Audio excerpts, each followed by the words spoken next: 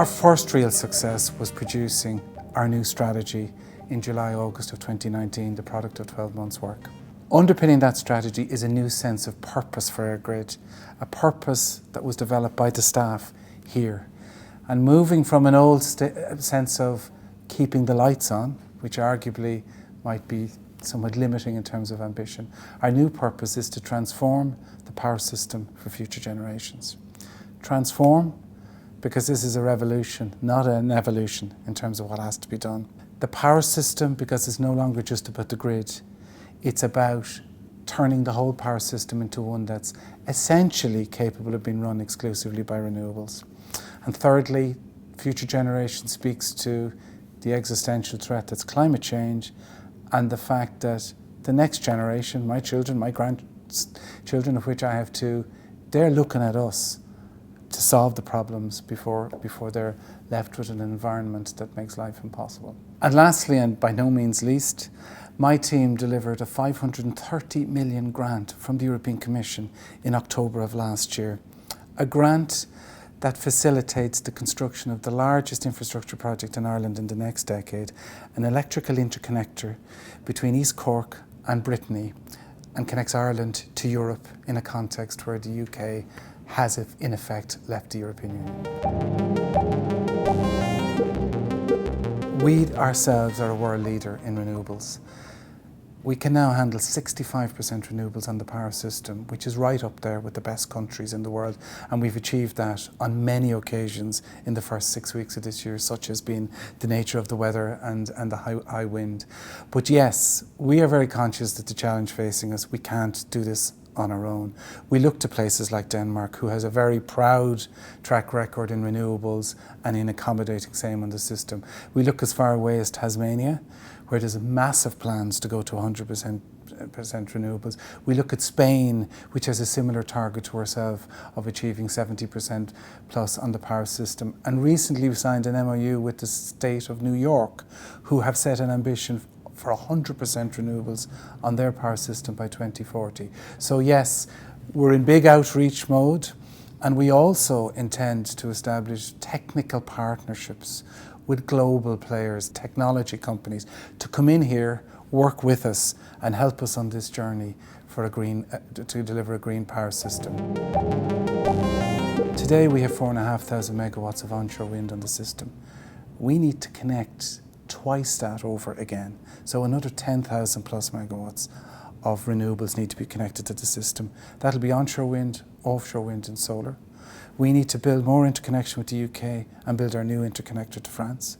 We need to build more grid, strengthen the grid, and that comes in two forms. New wires, which is a simple reality, we'll need more infrastructure, and the deployment of technology on the grid, which makes it more efficient, more effective, and we can squeeze more out of every bit of infrastructure that's there. Lastly, we need to encourage the design of new services which allow us to keep the grid stable when it's running exclusively on renewables, which is quite an engineering challenge. So we have to come up with the new products and services, and also the market enhancements that remunerate those services and encourage technology companies to actually create them and to actually sell them to us. Brexit hasn't happened, but by goodness did it have an impact in the last 3 years in terms of the speculation around what the future might look like. We used that time, I suppose, to work with all of the stakeholders to look at what the different scenarios might be. We formed the considered view that the impact of Brexit on the all-Ireland single electricity market will be minimal. And the reason we formed that view is whether it's the Northern Ireland politicians, the different parties in the United Kingdom, or indeed the southern political parties, on one issue they're all unanimous. The single electricity market is the single best example of North-South collaboration since the Troubles ended. It's delivered security of supply. It has delivered a power system that can handle, last year, 36% renewables, and it has delivered lower costs. So the case remains as compelling today as it was a decade ago, and all of the stakeholders are on board. There may be some speed bumps over the next couple of months as the rhetoric hardens depending on the trajectory for an agreement, but I firmly believe an agreement, whatever agreement is reached, will protect the proposition that is the All-Ireland electricity market. These ICT companies have been very good for the Irish economy. They've put down deep roots here. Why? Because we're very pro-business. We have a well-educated workforce.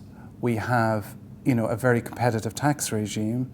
And crucially, our infrastructure players, including ourselves, have been very supportive in allowing them to achieve their business goals. And that deepens their commitment to the Irish economy.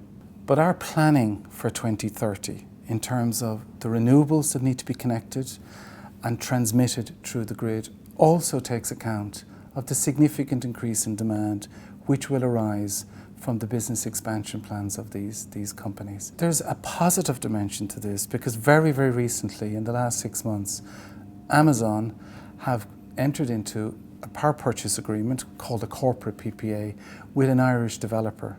And what that is doing now is it's spawning a whole new proposition where data centres secure green power separately from the government's renewable targets and auctions process, and creates a new opportunity both for developers and indeed for data centres to source their own new incremental green power. That, I believe, will be a very, very significant ongoing development over the next decade and will contribute in a very positive way to all of us achieving our objectives of a green power system.